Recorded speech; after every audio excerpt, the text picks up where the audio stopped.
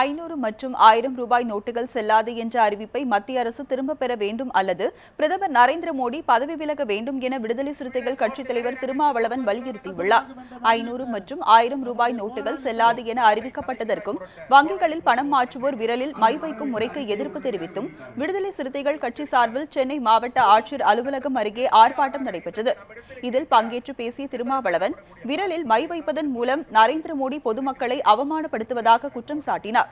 நாட்டு மக்களுக்கான பிரதமராக இல்லாமல் கார்ப்பரேட் நிறுவனங்களின் ஆதரவாளராக மோடி செயல்படுவதாக குற்றம் சாட்டிய திருமாவளவன் ரூபாய் நோட்டுகள் குறித்த அறிவிப்பால் நாட்டின் பொருளாதாரம் சீர்குலைந்துள்ளதாக விமர்சித்தார். தனது அறிவிப்பை பிரதமர் மோடி திரும்பப் பெற வேண்டும் என்றும் இல்லையெனில் அவர் ராஜினாமா செய்ய வேண்டும் என்றும் திருமாவளவன் வலியுறுத்தினார். மோடி அரசு இன்றைக்கு இந்திய பொருளாதாரத்தை தடுமாற்றத்திற்குள்ளாக்கி இருக்கிறது.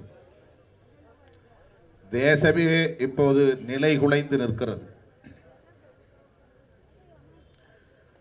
இப்படிப்பட்ட இந்த சூழலில்